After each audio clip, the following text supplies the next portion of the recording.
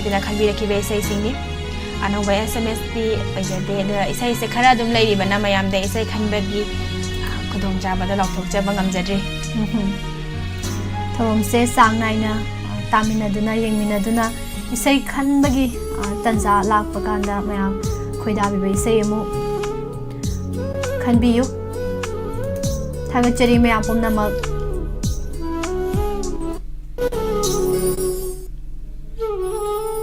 khanbirak isai sing lemhoriba mathang lokhatjage ngasigi thorom sida adomna khanbikhiba isai ngasigi thoromda yawbirakpra mayam puna yengminasi ngasigi ahan be isai kanana khanbirakpuno lokhatbi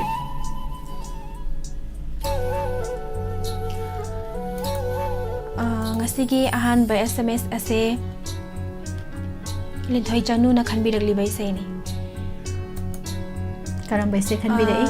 Eshei Maisnam amadi Sulma anipuna sakminariba isai lotuna thamliba music video isai da tajage haina haibire lotuna thamliba haibako isai khanbirakpase linthoi chanu na ti tabini ba pora male isai khanbirakpasna hojai ibung anjanani ibung anjana hai khanbirakpa isai nebako aduga tabini base ichal linthoi chanu daga samak su happy re je pusparani su happy re daga mayam punna tamina chege haina harakpani isan ahum ha isan ahum daga mayam punna tamina chege haibirakpani adubu live se hawda su ngairi daga ibung anjandi thorom se mayai chalakpagumba aduga loiramdai gumba he live se yawbirakpani boko adubu akhoi gi khutta di hanba oina ngasi leira khudol tabjage do ta hawdraga su amu hangkalaga ibungna kona mu tajarasanu lotuna thamliba haina se hoba ejega surmaga sakminari be ejega surmaga sakminaba ko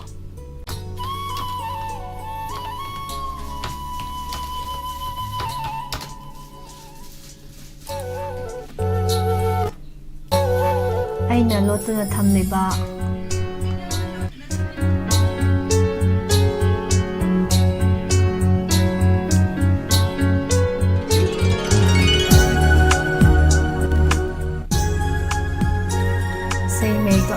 jage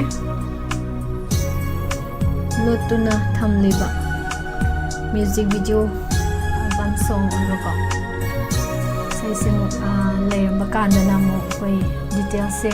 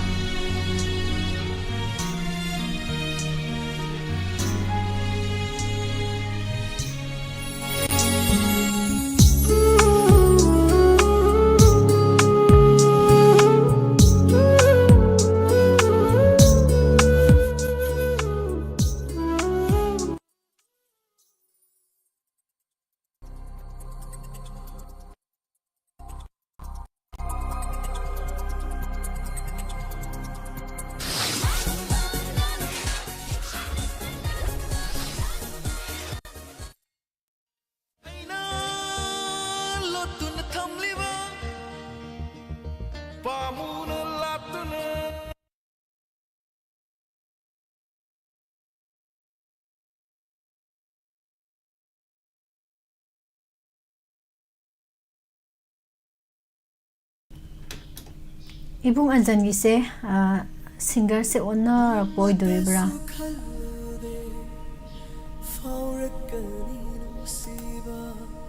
sai se lotuna thamliba se Eshei Maisnam amadi pusparani hojo manipuna sakmina badi le yado ibung gi se nupi gi singer se onna ba oiram dorira adu yeng minarsi keno torage ibung yaura kanda details se hangage aduga amu isai simadi taminar singa sige hobase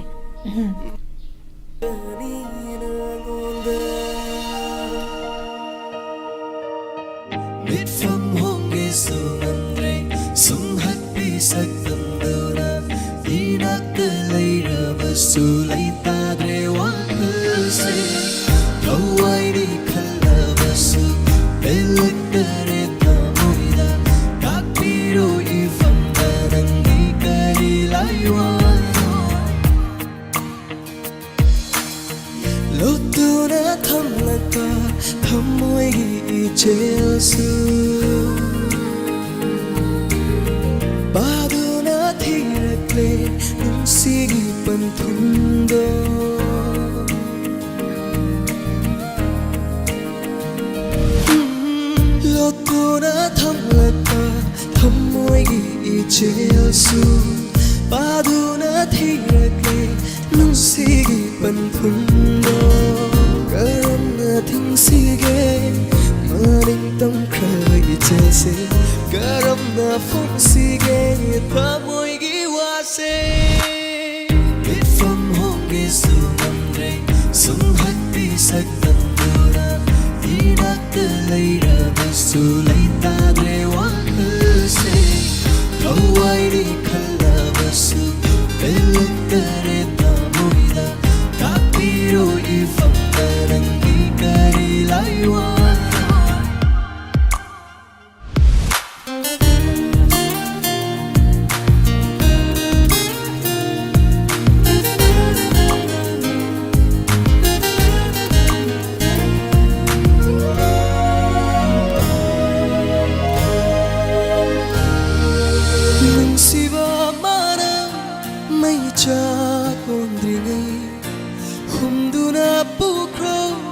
malangba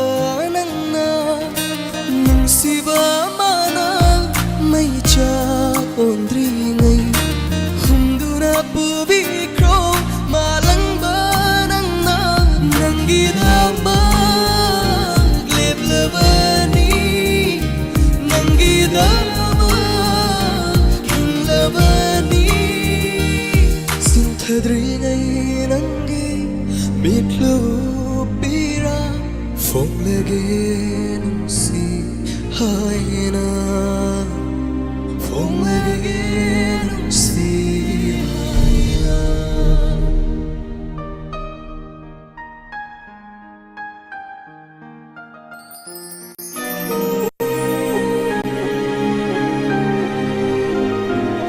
nangi nungsi pantu tamna lai jani ne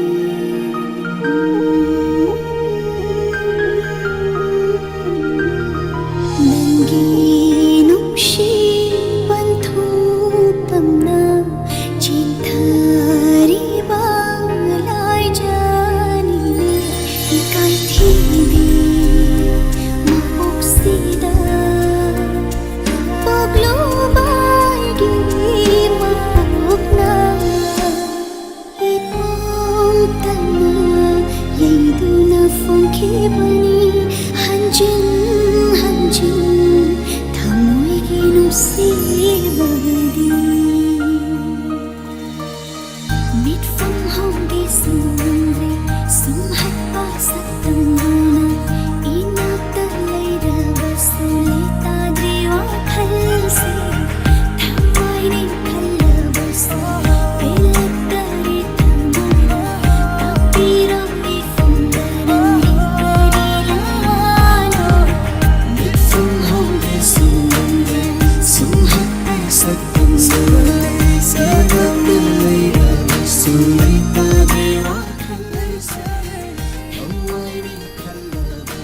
ibong loto na thamjaba haibado thamlibana irakpanina thamlibana ibada ejega sumaga tholo yagidre as koi otana thira thiri ni tawise do khangde ibong isai Khallakpa ama khalle tabna ama tare ibungi dauna ni ngasi rasi phol su kaya phattaba nga ta oi ibungi phatkidabra ngasi sina mo ngasi se kaya kaidawdaba nga ta oi katalne bit laiti kai hujigi do snake farid kaidawre haibano ba ima oinam ahanbi taram noksari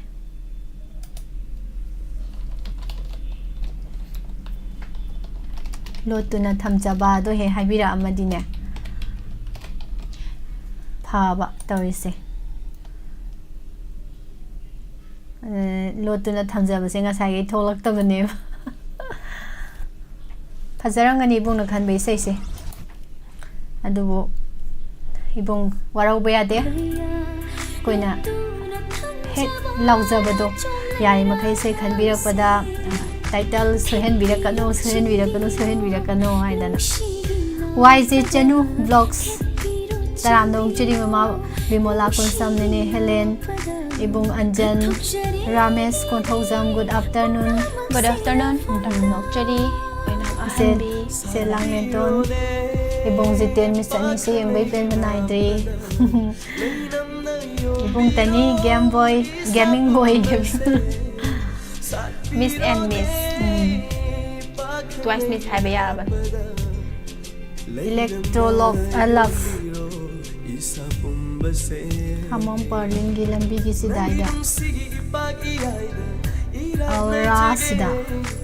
Mi Mami Sepa the Kodro Kadai Gayatri Herom Taram Nuksari Ibung Sarat Nangom Tangmayban Sandam Manitomba Narsima Nene Yung Kaibam Helen Tagachari Ibung Ratan Singha Taram Nok Chari. Mathangi Eshei muk lokhat piyo dudi pindia kanana khanbirakpa Eshei oiduino yengsi. Lokachari Mathangi SMS ase Rajeshwari Yurembamna khanbiragliba SMS ne. Lamde hapirakte. Hoi lamde hapiraktre Waiku Flamgi Sumke Keda Pajabi Nintijabi Habe Eshei da tajagi haina haibire. Yam phajaba Eshei ni. Sumke Keda Nintijabi Eshei nandi kanano Sumke Keda Nintijabi Nangse aigi kanano. Eshei se kano tause duet oina taasi ngasidi aduna sakpa dana sakpa namta ibiraktra ne duet si oina taasi sina haidi koigi male voice ta taninga masu female voice ta taninga masu ne adum yare dana ko Hoi ani makta doreba Rajeshwari Shira kaino pakaw kausale ekta Waiku film dagi Ranjit Ningthawjagi mayekta Jiten Kumar Nauremna thawai happy ba Eshei mayam puna taminasi kudol tamje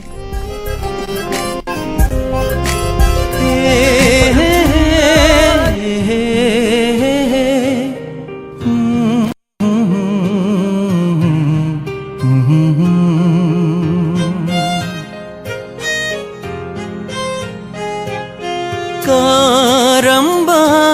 kusem none uhaliba aigi mita suke keda ningthi jabi nangse aigi kanano suke keda ningthi jabi nangse aigi kanano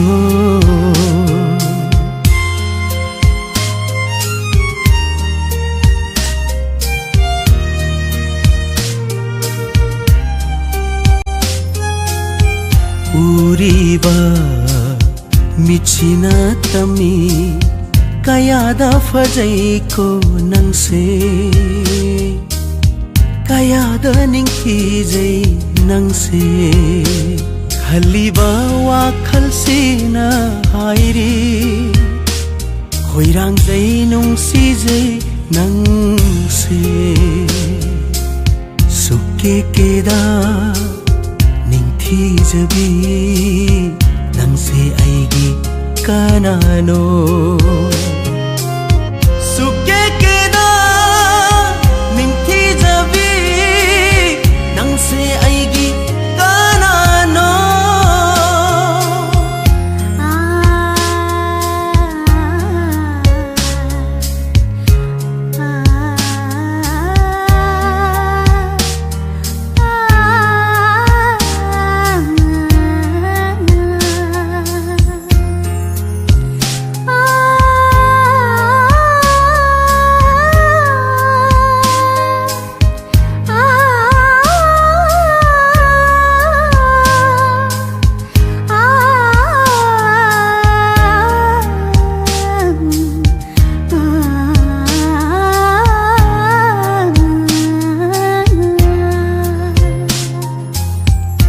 bang li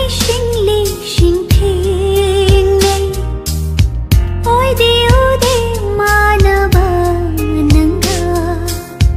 yeng luri ba mit ki na pal mang khi dangi na fam da umba mai thong mai shing khang da ore leite poke nangumba masha yeng la roi ngam de nang bu yeng la roi ngam de nang bu suke ke da ning thi jabi nang se aigi kanano nang se aigi kanano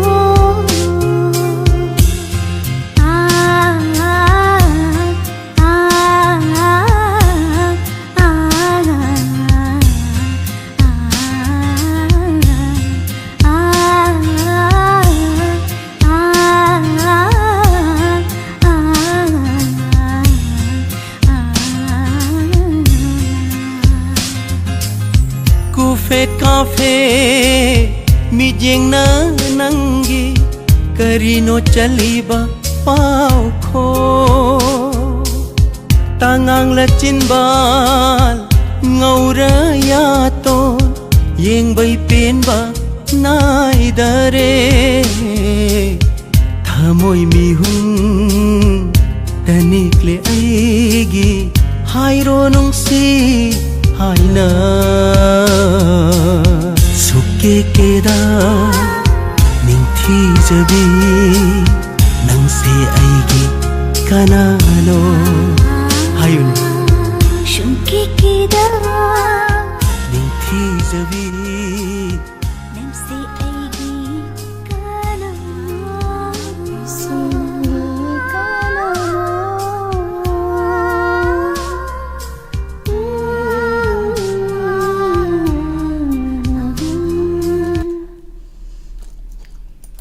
Eshei yam kano yam ngangzaning bado sei phajaba ma khanbirak pa yam nungai sei receive yam Diamond TV gi studio da lengsin biriba RJ Miss Ani Boy kai khomna bo chari wahong radio gi thongda sanok liba thoram sing nungai na ta jari hain haibire thaga cheri Huidrom General Sangita sapa Miss Eshei amada khanjage inga gi punima nangbu nuksibagi hinglibani inga gi punima sumang lila gi sei se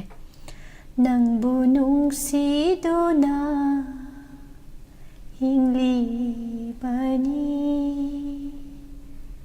aigi chamlaba mapoksina karam na hikta thawai na leiri ngai kaurasige nangbu nungsiduna hinglibani yam nuksiba Eshei ni haitare Huidrom General chak sadri ahawa mathel sadri kanana no sai su hongbirakibani chatta do khumja hodre sak sajadri kaka khamba toijam taram no cheri aduga mangal wangkhem risi nang na migi oikibada aidi nang bu yengba ngam horoi nang na migi oi kedraba aidi nang bu yengba ngam horoi aina migi oikibadadi aina migi oikibadadi nangdi ai bu yengba ngam hauga dara nungsiba henman kibana soy kiba yaurak laba ngakpiu koibu nangi thamoina sini na phajadra taram nok cheri naurem Roshan Kumar ibung boso taram nok cheri do ngasigi Suresh Mayang Lambong kagadaba male ngasigi mes ngasi football match leiba male ibung Roshan Kumar na haise program ta bada ꯏꯆꯟ ꯑꯅꯤꯒꯤ programme ꯇꯥꯕꯗ ꯉꯁꯤꯒꯤ ꯃꯦꯠꯁ ꯀꯥꯒꯗꯕ ꯃꯥꯜꯂꯦ ꯍꯣꯏ ꯏꯕꯨꯡ ꯁꯣꯏꯗꯅ ꯃꯥꯏ ꯄꯥꯛꯄ ꯑꯣꯏꯕꯤꯌꯣ ꯑꯣꯏꯕꯤꯔꯣ all the ꯕꯦꯁ ꯊꯥꯒꯠꯆꯔꯤ ꯏꯕꯨꯡ ꯑꯗꯨꯒ ꯖꯤꯠꯗꯥ ꯁꯤꯡꯒꯥꯃꯌꯨꯝ ꯆꯥꯛ ꯆꯥꯖꯗ꯭ꯔꯤ ꯊꯥꯒꯠꯆꯔꯤ ꯍꯧꯕꯤꯖꯝ ꯃꯥꯂꯦꯝꯉꯥꯟꯕꯤ ꯁꯨꯔꯦꯁ ꯃꯌꯥꯡꯂꯝꯕꯝ ꯗꯥ ꯐꯥꯎ ꯐꯤꯂꯝꯒꯤ ꯏꯁꯩ ꯆꯍꯤ ꯅꯧꯔꯤꯕꯤꯅꯤ ꯂꯩꯀꯥꯏ ꯂꯥꯟꯗ꯭ꯔꯤꯕꯤꯅꯤ ꯍꯥꯏꯕ꯭ꯔꯣ ꯏꯁꯩꯁꯦ ꯌꯥꯝ ꯈꯜꯂꯛꯇꯣꯔꯦ ꯁ꯭ꯋꯥꯏꯁꯦ ꯅꯦꯅꯦ ꯁꯣꯃꯂꯥ ꯋꯥꯔꯤ ꯇꯧꯗꯕꯤꯗ ꯏꯁꯩ ꯈꯔ ꯌꯥꯝ ꯇꯧꯒꯦ ꯇꯧꯕꯅꯦ ꯑꯗꯣ ꯃꯌꯥꯝꯒꯤ ꯀꯃꯦꯟꯁꯦ ꯄꯥꯔꯨꯔꯗꯤꯅꯦ ꯍꯦꯛꯇ ꯌꯥꯗꯕ ꯑꯗꯨꯝ ꯃꯈꯥ ꯍꯦꯛꯇ ꯆꯠꯊꯅꯤꯡꯉꯛꯄꯀꯣ ꯑꯦꯗꯃꯤꯟ ꯈꯥꯟ ꯇꯔꯥꯝ ꯅꯣꯛꯆꯔꯤ ꯊꯋꯥꯏꯒꯤ ꯊꯣꯏ ꯎꯍꯧꯗꯕꯅꯤ ꯀꯥꯜꯂꯒ ꯆꯠꯄ ꯅꯠꯇꯦ ꯑꯗꯨꯒ ꯂꯩꯃ ꯄꯣꯛꯄꯝ ꯚꯥꯔꯠ ꯂꯩꯃ ꯇꯔꯥꯝ ꯅꯣꯛꯆꯔꯤ ꯊꯥꯒꯠꯆꯔꯤ ꯄꯨꯈ꯭ꯔꯤ ꯍꯣꯡꯕꯝ ꯍꯤꯡꯉꯣꯕꯤ ꯃꯊꯪꯒꯤ ꯏꯁꯩ ꯂꯧꯈꯠꯁꯦ ꯑꯗꯨꯗꯤ ꯍꯣꯏ ꯂꯧꯈꯠꯆꯔꯤ ꯃꯊꯪꯒꯤ ꯏꯁꯩ ꯑꯁꯤ ꯀꯁꯥꯔꯗꯒꯤ ꯏꯕꯨꯡ ꯔꯇꯟ ꯂꯥꯏꯁ꯭ꯔꯝꯅ ꯈꯟꯕꯤꯔꯛꯂꯤꯕ ꯏꯁꯩꯅꯤ ꯏꯁꯩꯁꯦ ꯑꯣꯏꯅꯥꯝ ꯁ꯭ꯋꯥꯃꯤ ꯀꯨꯃꯥꯔꯒꯤ ꯈꯣꯟꯖꯦꯜꯗ ꯁꯛꯂꯤꯕ ꯏꯁꯩ ꯅꯪꯅ ꯃꯤꯒꯤ ꯑꯣꯏꯈꯤꯕꯗ ꯑꯩꯗꯤ ꯅꯪꯕꯨ ꯌꯦꯡꯕ ꯉꯝꯍꯧꯔꯣꯏ ꯑꯗꯣ ꯕꯤꯟꯗ꯭ꯌꯥ ꯑꯩꯈꯣꯏꯒꯤ ꯂꯥꯏꯁ꯭ꯔꯝ ꯁꯥꯒꯩꯁꯦ ꯌꯥꯝ ꯆꯥꯎꯋꯤꯀꯣ ꯌꯥꯅꯤꯡꯕ꯭ꯔꯥ ꯌꯥꯅꯤꯡꯗꯕ꯭ꯔꯥ ꯀꯩꯅꯣ ꯑꯋꯥꯡꯂꯣꯝ ꯆꯠꯂꯁꯨ ꯃꯈꯥꯔꯣꯝ ꯆꯠꯂꯁꯨ ꯃꯅꯤꯡꯂꯣꯝ ꯆꯠꯂꯁꯨ ꯑꯗꯨꯒ ꯂꯥꯏꯞꯇꯁꯨ ꯂꯥꯏꯁ꯭ꯔꯝꯅ ꯈꯔ ꯃꯦꯖꯣꯔꯤꯇꯤ ꯑꯣꯏꯕ ꯃꯥꯜꯂꯦ ꯏꯕꯨꯡ ꯆꯥꯎꯊꯣꯛꯆꯔꯤ ꯌꯥꯝꯅ ꯏꯕꯨꯡ ꯀꯁꯥꯔꯗꯒꯤ ꯔꯇꯟ ꯂꯥꯏꯁ꯭ꯔꯝ ꯍꯣꯏ ꯊꯥꯒꯠꯆꯔꯤ ꯏꯆꯦ ꯃꯕꯦꯝ ꯏꯃꯥ ꯔꯣꯁꯁꯨ ꯀꯔꯤꯌꯣ ꯇꯧꯔꯒ ꯆꯦꯟꯖꯜꯂꯛꯏꯁꯦ ꯏꯁꯩ ꯌꯥꯝ ꯐꯖꯩ ꯍꯥꯏꯕꯤꯔꯦ ꯅꯔꯁꯤꯃꯥ ꯊꯥꯒꯠꯆꯔꯤ ꯃꯤꯁ ꯃꯃꯥ ꯆꯥꯛ ꯆꯥꯕꯒ ꯉꯝꯗ꯭ꯔꯦ ꯃꯤꯁꯀꯤ ꯏꯁꯩ ꯇꯥꯕꯗ ꯅꯨꯡꯉꯥꯏꯖꯩ ꯏꯃꯥ ꯕꯤꯃꯣꯂꯥ ꯀꯣꯟꯁꯝ ꯊꯥꯒꯠꯆꯔꯤ ꯏꯃꯥ ꯍꯥꯎꯅ ꯆꯥꯕꯤꯌꯨ ꯌꯧꯁꯤꯟꯕꯤꯔꯛꯑꯦ ꯉꯁꯤ ꯎꯅꯔꯤꯕ ꯑꯩꯈꯣꯏꯁꯦ ꯍꯧꯕꯤꯖꯝ ꯃꯥꯂꯦꯝꯉꯥꯟꯕꯤ ꯉꯁꯤ ꯎꯅꯔꯤꯕ ꯑꯩꯈꯣꯏꯁꯦ ꯈꯪꯗꯦ ꯍꯌꯦꯡꯅ ꯀꯔꯤ ꯊꯣꯛꯂꯒꯕ ꯃꯤꯁꯀꯤ ꯏꯁꯩꯗꯒꯤ ꯈꯟꯖꯔꯔꯣꯏꯗ ꯃꯌꯥꯝꯒꯤ ꯑꯗꯨꯝ ꯃꯤꯁ ꯏꯁꯩ ꯈꯟꯖꯔꯔꯣꯏ ꯊꯣꯛꯆꯔꯒꯦ ꯑꯩꯅ ꯈꯜꯂꯒ ꯊꯥꯗꯦ ꯑꯃꯨꯛ ꯍꯥꯏꯕꯤꯅꯤ ꯀꯗꯔ ꯐꯗꯔ ꯔꯤꯁꯤ ꯀꯨꯝꯗ꯭ꯔꯥ ꯒꯨꯗ ꯑꯐꯇꯔꯅꯨꯟ ꯒꯥꯏꯇ꯭ꯔꯤꯒꯤ ꯁꯨꯛꯄꯁꯦ ꯂꯦꯞꯇꯦ ꯏꯁꯩ ꯀꯔꯝꯕ ꯏꯁꯩ ꯈꯜꯂꯛꯈ꯭ꯔꯦ ꯍꯣꯏ ꯁ꯭ꯋꯥꯃꯤ ꯀꯨꯃꯥꯔꯅ ꯁꯛꯂꯤꯕ ꯏꯁꯩ ꯅꯨꯡꯁꯤꯕ ꯍꯦꯃꯟꯈꯤꯕꯅ ꯁꯣꯏꯈꯤꯕ ꯌꯥꯎꯔꯛꯂꯕ ꯍꯥꯏꯕ ꯏꯁꯩꯗ ꯇꯥꯖꯒꯦ ꯍꯧꯖꯤꯛ ꯈꯛꯇ ꯑꯩꯈꯣꯏꯅꯤꯅ ꯉꯪꯈꯤꯕ ꯏꯁꯩꯗꯨ ꯍꯣꯏ ꯉꯪꯒꯤꯗ ꯉꯥꯏꯔꯤ ꯀꯅꯥꯅꯣ ꯑꯃꯁꯨ ꯈꯟꯕꯤꯔꯛꯄꯅꯦꯕꯀꯣ ꯏꯁꯩꯁꯦ ꯑꯗꯨꯒ ꯉꯪꯖꯈꯤꯕꯅꯦꯕ ꯑꯗꯨꯒꯗꯤ ꯏꯁꯩꯁꯤꯡꯁꯤꯗꯁꯨ ꯃꯦꯁꯦꯖꯇꯁꯨ ꯌꯥꯎ ꯂꯩꯔꯝꯃꯦ ꯑꯗꯨ ꯌꯥꯝ ꯂꯥꯏꯕꯛ ꯐꯕꯗꯨ ꯑꯣꯏꯔꯦ ꯊꯥꯒꯠꯆꯔꯤ ꯏꯁꯩ ꯈꯨꯗꯣꯜ ꯇꯝꯖꯒꯦ ꯅꯠꯇ꯭ꯔꯒꯅ ꯑꯩꯈꯣꯏꯅꯤ ꯑꯣꯏꯅ ꯑꯗꯨꯝ ꯁꯛꯑꯁꯦ ꯍꯥꯏꯕ꯭ꯔꯥ ꯊꯥꯗꯕꯤꯗ ꯑꯩ ꯌꯥꯎꯖꯔꯣꯏ ꯏꯁꯩꯁꯦ ꯅꯨꯄꯥꯅ ꯈꯜꯂꯛꯄꯅꯤꯅ ꯅꯨꯄꯥꯒꯤ ꯈꯣꯟꯖꯦꯜꯗ ꯁ꯭ꯋꯥꯃꯤ ꯀꯨꯃꯥꯔꯅꯁꯨ ꯑꯗꯨꯝ ꯁꯤꯡꯒꯔꯁꯨ ꯍꯥꯞꯄꯤꯔꯛꯑꯦ ꯁ꯭ꯋꯥꯃꯤ ꯀꯨꯃꯥꯔꯅ ꯁꯛꯄ ꯇꯥꯖꯒꯦ ꯍꯥꯏꯅ ꯍꯥꯞꯄꯤꯔꯛꯑꯦ ꯍꯣꯏ ꯑꯗꯨꯗꯤ ꯏꯁꯩ ꯃꯌꯥꯝ ꯄꯨꯟꯅ ꯇꯥꯃꯤꯟꯅꯁꯤ ꯍꯤꯡꯉꯥꯠ ꯐꯤꯂꯝꯗꯒꯤ ꯊꯤꯡꯕꯥꯏꯖꯝ ꯁꯣꯔꯥꯟ ꯀꯨꯃꯥꯔꯒꯤ ꯃꯌꯦꯛꯇ ꯀꯦ ꯕꯤꯔꯦꯟꯗ꯭ꯔꯖꯤꯠꯅ ꯊꯋꯥꯏ ꯍꯥꯞꯄꯤꯕ ꯁ꯭ꯋꯥꯃꯤ ꯀꯨꯃꯥꯔꯒꯤ ꯈꯣꯟꯖꯦꯜꯗ ꯏꯁꯩ ꯄꯨꯟꯅ ꯇꯥꯃꯤꯟꯅꯁꯤ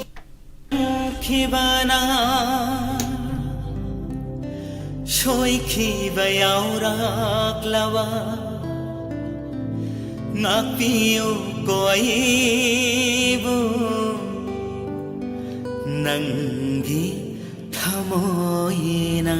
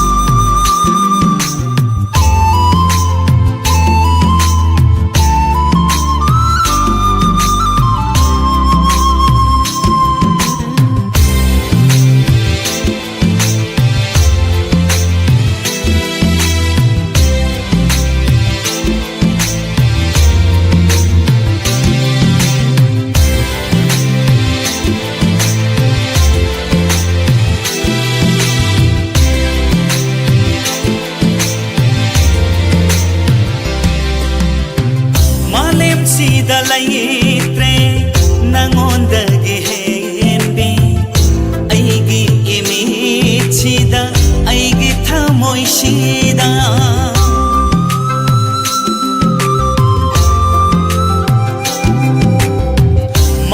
ꯁꯤꯗ ꯂꯩꯇ꯭ꯔꯦ ꯅꯪꯉꯣꯟꯗꯒꯤ ꯍꯦꯟꯕꯤ ꯑꯩꯒꯤ ꯏꯃꯤꯠꯁꯤꯗ ꯑꯩꯒꯤ ꯊꯃꯣꯏꯁꯤꯗ ꯃꯪꯂꯥꯟꯁꯨ ꯇꯥꯏꯕꯪꯁꯨ ꯅꯪꯇ ꯃꯉꯥꯏꯔꯦ ꯑꯣꯏꯔꯦ ꯑꯉꯥꯎꯕ ꯅꯨꯡꯁꯤꯅ ꯀꯥꯗ ꯅꯪꯅ ꯃꯤꯒꯤ ꯑꯣꯏꯈꯤꯕꯗ ꯑꯩꯗꯤ ꯅꯪꯕꯨ ꯌꯦꯡꯕ ꯉꯝꯍꯧꯔꯣꯏ ꯑꯩꯅ ꯃꯤꯒꯤ ꯑꯣꯏꯈꯤꯕꯗꯗꯤ ꯅꯪꯗꯤ ꯑꯩꯕꯨ ꯌꯦꯡꯕ ꯉꯝꯍꯧꯒꯗꯔꯥ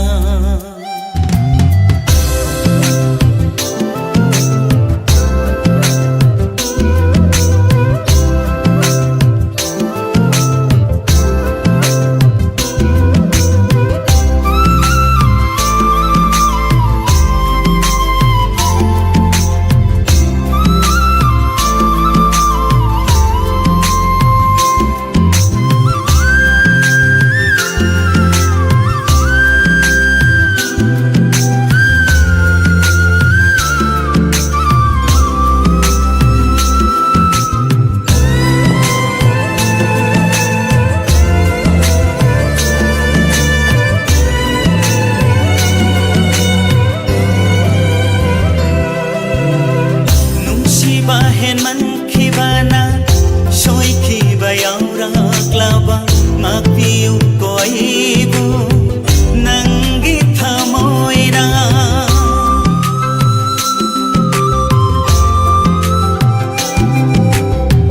ꯅꯨꯡꯁꯤꯕ ꯍꯦꯟꯃꯟꯈꯤꯕꯅ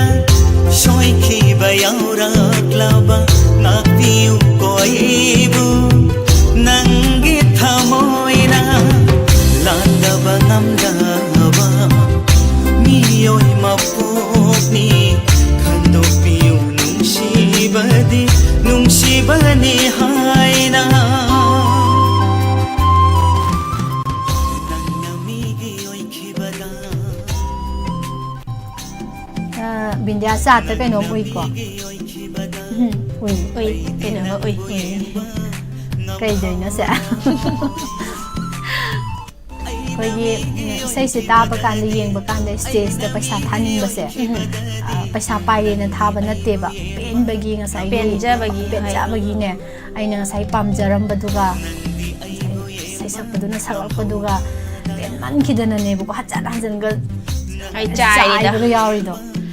ꯑꯁꯤꯗꯤ ꯄꯩꯁꯥ ꯆꯥꯏꯔꯦꯒ ꯍꯥꯏꯅꯩꯗꯀꯣ ꯃꯌꯥꯝꯅ ꯌꯥꯝ ꯄꯦꯟꯃꯟꯈꯤꯕꯅꯅꯦꯕ ꯆꯥꯏꯈꯤꯕꯗꯣ ꯄꯩꯁꯥ ꯄꯥꯏꯔꯦ ꯍꯥꯏꯅ ꯇꯧꯔꯨꯕ ꯅꯠꯇꯦꯕ ꯑꯗꯣ ꯆꯞ ꯃꯥꯟꯅꯅ ꯏꯕꯨꯡ ꯔꯇꯟ ꯁꯤꯡꯒꯅ ꯄꯩꯁꯥ ꯀꯥꯞꯄꯤꯔꯛꯑꯦ ꯄꯩꯁꯥ ꯀꯥꯞꯁꯜꯂꯛꯑꯦ ꯂꯨꯄꯥ ꯊꯥꯒꯠꯆꯔꯤ ꯏꯕꯨꯡ ꯃꯔꯤꯐꯨ ꯑꯩꯅ ꯂꯨꯄꯥ ꯑꯃ ꯍꯥꯞꯆꯜꯂꯒꯦ ꯃꯔꯤꯐꯨ ꯀꯥꯞꯁꯜꯂꯛꯑꯦ ꯃꯔꯤꯐꯨꯗꯤ ꯅꯠꯇꯦꯕꯀꯣ 184 ꯀꯥꯞꯄꯤꯔꯛꯄꯅꯤ ꯂꯨꯄꯥ ꯑꯃꯅ ꯑꯩꯈꯣꯏꯅꯤ ꯃꯈꯥꯏ ꯍꯥꯞꯆꯜꯂꯁꯤ ꯃꯔꯤꯐꯨ ꯑꯣꯏꯍꯜꯂꯁꯤ ꯑꯗꯨꯒ ꯏꯕꯨꯡ ꯏꯅꯥꯎꯕꯤ ꯇꯔꯥꯝꯅ ꯑꯣꯛꯆꯔꯤ ꯏꯁꯩ ꯑꯃꯠꯇ ꯇꯥꯖꯒꯦ ꯂꯂꯥꯝꯕꯣꯛ ꯏꯃꯣꯟꯅ ꯁꯛꯄ ꯌꯥꯎꯁꯪ ꯊꯥꯕꯜꯁꯨ ꯂꯣꯏꯈ꯭ꯔꯦ ꯉꯁꯤꯁꯦ ꯆꯥꯠꯇ ꯏꯁꯩ ꯌꯥꯝ ꯈꯟꯕꯤꯔꯛꯏꯁꯦ ꯀꯃꯥꯏꯅ ꯇꯧꯔꯤꯖꯥꯠꯅꯣ ꯑꯗꯨꯒ ꯍꯧꯕꯤꯖ ꯃꯥꯂꯦꯝꯉꯥꯟꯕꯤꯅ ꯃꯤꯁ ꯑꯅꯤꯁꯦ ꯃꯥꯏꯊꯣꯡꯁꯦ ꯌꯥꯝꯅ ꯉꯥꯜꯂꯦ ꯑꯗꯣ ꯑꯩꯅ ꯌꯥꯝꯅ ꯄꯥꯝꯖꯕ ꯏꯁꯩ ꯅꯥꯎꯕꯒꯤ ꯉꯁꯤ ꯎꯅꯔꯤꯕ ꯑꯩꯈꯣꯏꯁꯦ ꯍꯥꯏꯕ ꯏꯁꯩꯗꯣ ꯇꯥꯖꯒꯦ ꯆꯥꯟꯕꯤꯗꯨꯅ ꯊꯥꯕꯤꯔꯛꯇꯕ ꯌꯥꯗꯦꯀꯣ ꯂꯣꯏꯔꯦꯗꯅ ꯏꯕꯨꯡꯅꯤ ꯃꯥꯏ ꯀꯩꯗꯧꯁꯦꯕ ꯃꯊꯦꯜꯗꯤ ꯆꯥꯗ꯭ꯔꯤ ꯏꯕꯨꯡ ꯉꯁꯤꯁꯦ ꯆꯥꯠꯇ ꯏꯁꯩ ꯄꯪꯈꯟꯗ ꯈꯟꯖꯜꯂꯛꯏ ꯀꯣꯛ ꯌꯥꯝ ꯉꯥꯎꯏ ꯇꯧꯔꯤꯁꯦ ꯉꯁꯤ ꯎꯅꯔꯤꯕ ꯑꯩꯈꯣꯏꯁꯦ ꯈꯪꯗꯦ ꯍꯌꯦꯡꯅ ꯀꯔꯤ ꯊꯣꯛꯂꯒꯕ ꯇꯨꯡꯒꯤ ꯄꯨꯟꯁꯤꯅ ꯀꯔꯤ ꯑꯣꯏꯔꯛꯀꯅꯤ ꯇꯨꯡꯒꯤ ꯄꯨꯟꯁꯤꯅ ꯀꯔꯤ ꯑꯣꯏꯔꯛꯀꯅꯤ ꯈꯜꯂꯨꯕꯗꯅꯣ ꯉꯥꯟꯈꯤꯕ ꯈꯪꯍꯧꯗꯦ isei su mate mangange do mayam waro biro nga sai di chata isei thabirakani khandana ijakhibani na haise ibung se kaino ming se pabda kaino tare al rasida electrolab ibung haina dum kaujarage do isei khanbirak pase ibung na harak pasida dine thaning bana adubu thabagi dugi rule do ma di later banina ngakpi batare mayam sata khanbirak libe sei sing lokhajaba ngamjade sms tagi lokhajjaga da sei ni do so aikoina matam pira kanda khalanjarakhi bai sei sing ni babita akuizam taramno cheri zoya duga suresh kaino mingna suresh hai duga somdana kaino sahi nori bine to ise kaino kanano hayo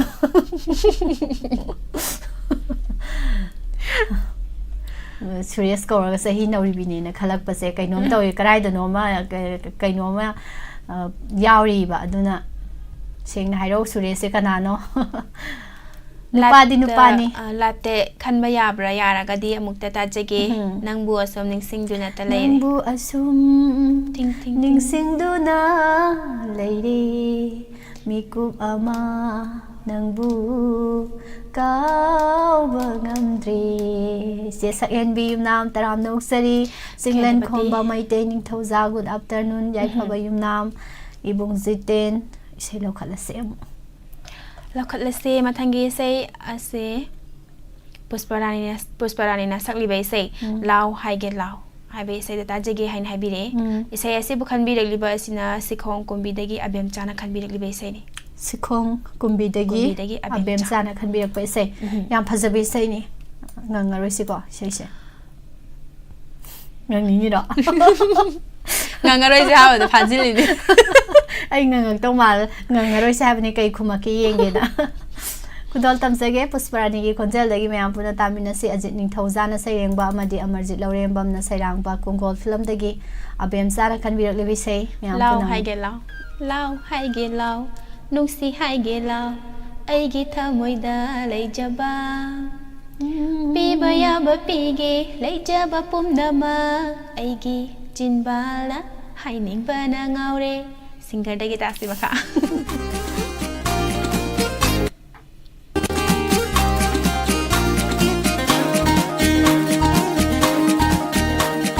Lao hai gi lao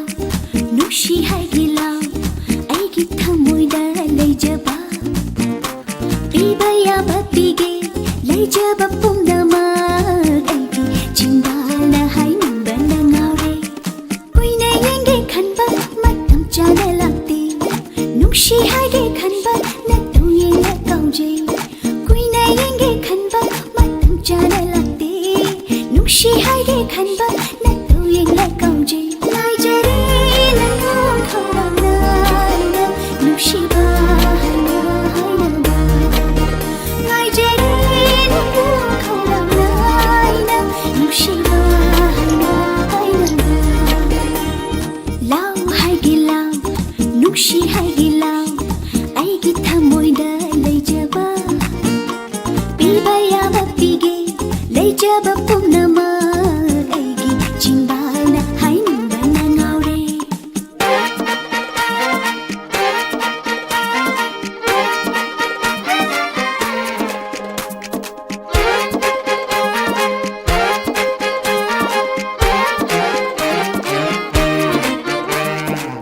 ai gi hoida yade lauke khanba koire ngai jarak pa ma haido ngai ri miku khoding kanja chaba ngai na inak ta ke lakpado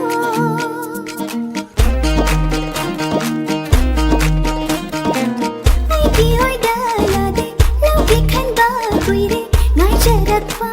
ma haido ngai ri miku khoding kanja chaba ngai na inak ta ke lakpado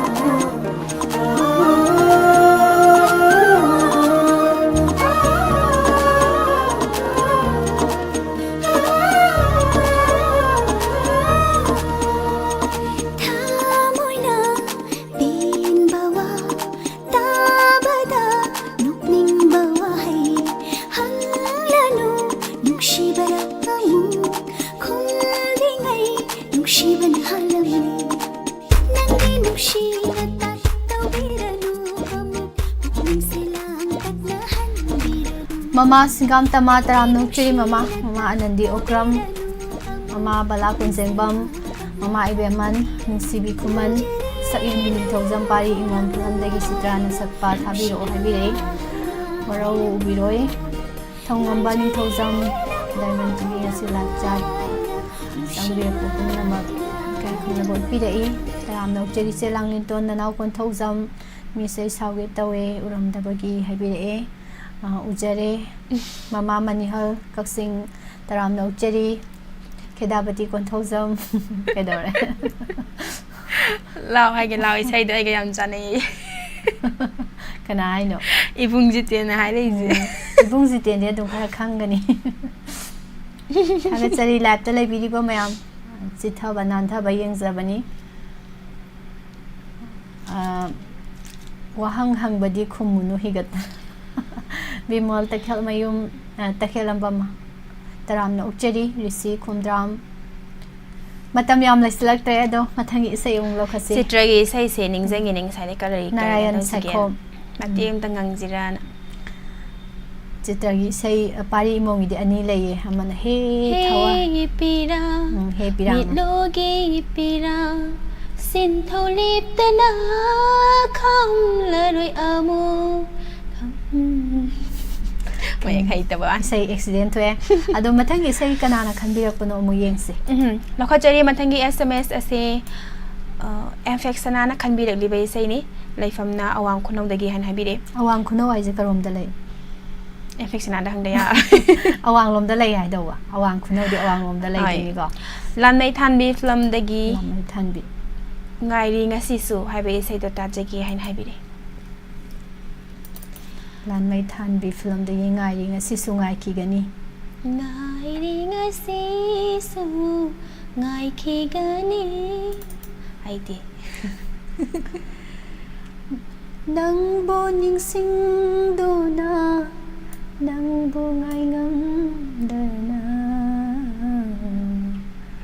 hai jala loi he sei di dum sum sei hai di mai ek di ne adum ama hekta hapjala sakpa yai haijaiba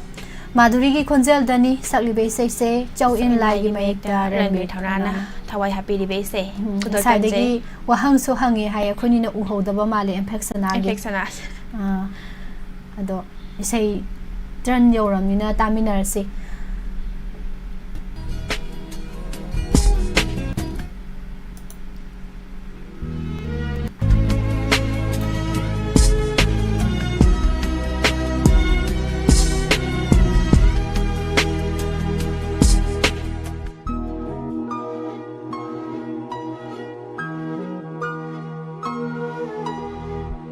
ngai ri ngasi su ngai ki gani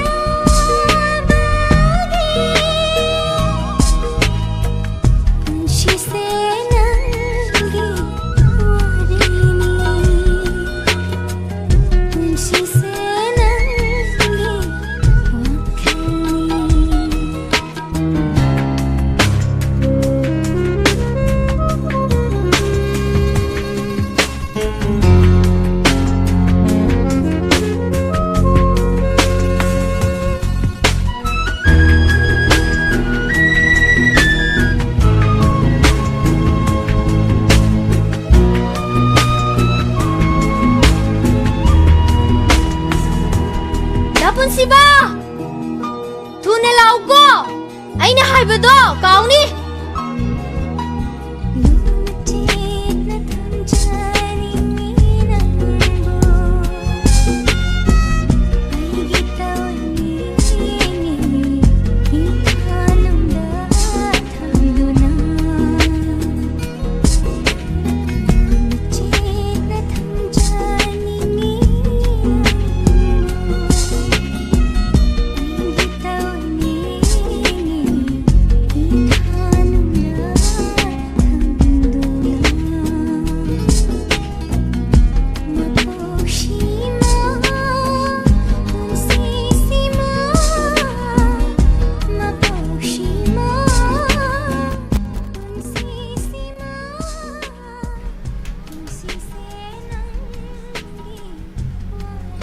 Dapun si ba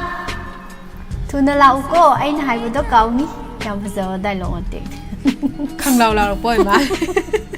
Isai loisan ke tau ni da Miss Anita-gi isai amata tajage isai maming na yung panjararo yati as MK luwa isai do MK happy luwa yung panjararo yati Yung panjararo yati Jajjararo haibasu yati Nungsi magi manakta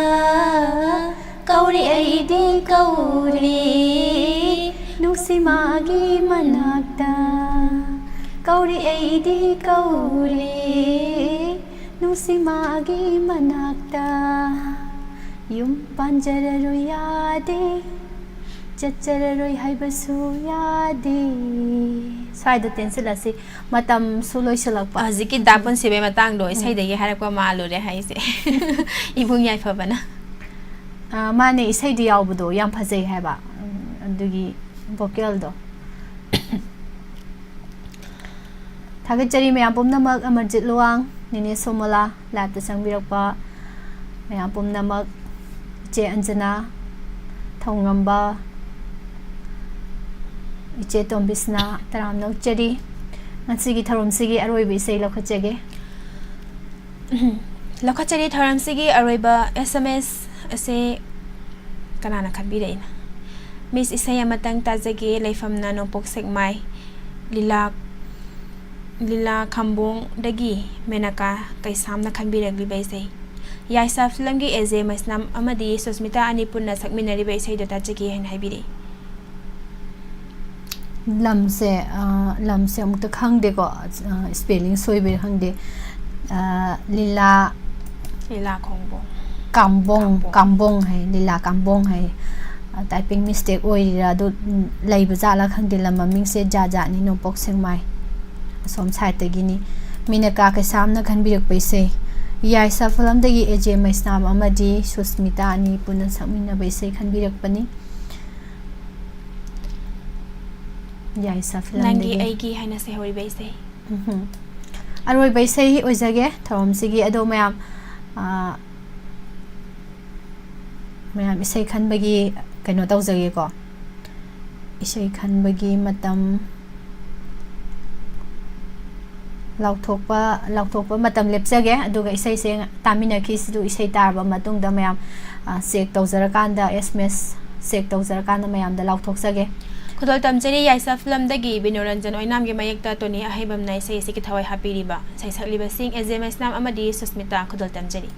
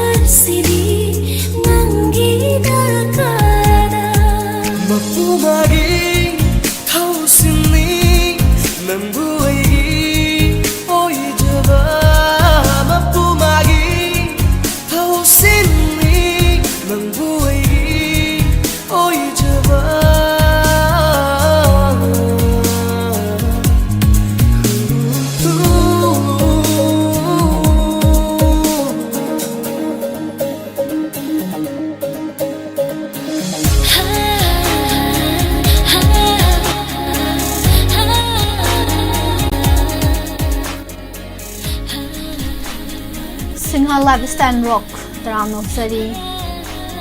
mama singam tama nongpok semai sorok mapal dumi sorok mapa dumi haiba sorok mapa dumi habire mangal guru mayum nongthongbam sing namna nungai jari habire e yambung khoman chari withdrawal general ibung mangal guru mayum se yosan birame ije pal mai su yaurami jemabem se yam haze habire diglai bitita taram no sari ibung jiten akoi jam ingobi taram no uchari jelalita yengkhom thagachari me apom na ma isai khan base isai ngasi khalaroige ngasi khalaroige ado matang ngasi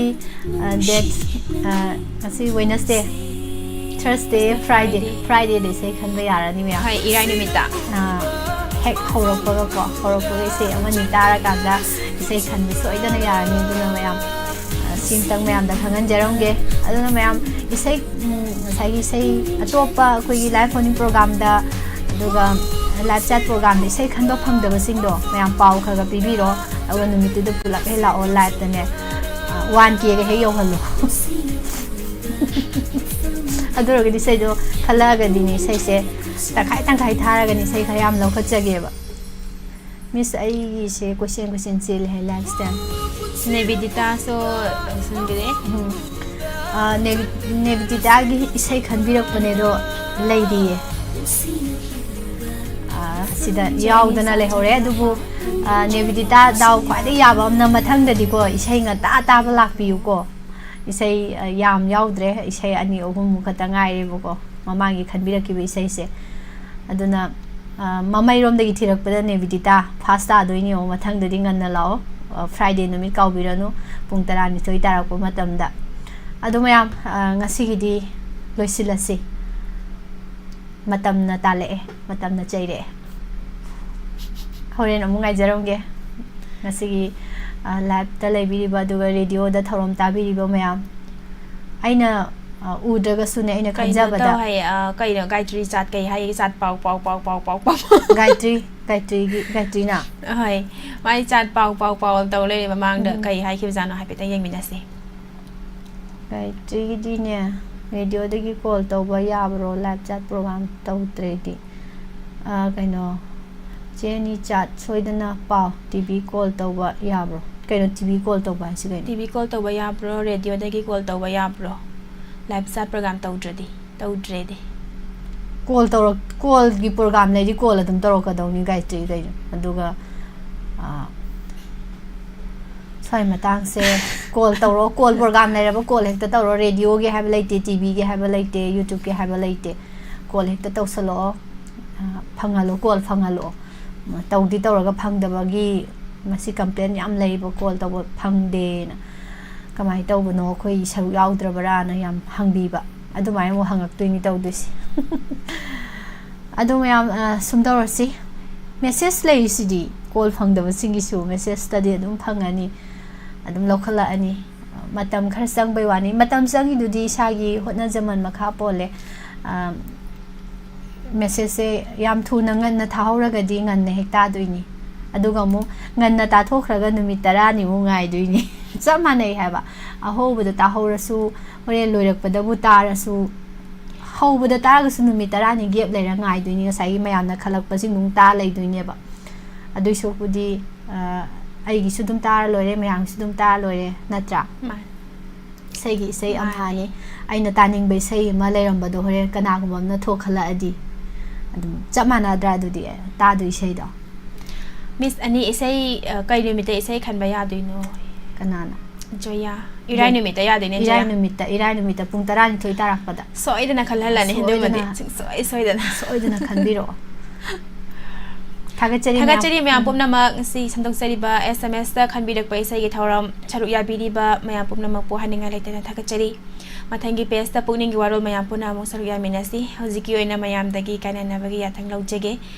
amuka hana mayam pumna mak po bindya pukramam amadi pusparani laisom anina khurumjari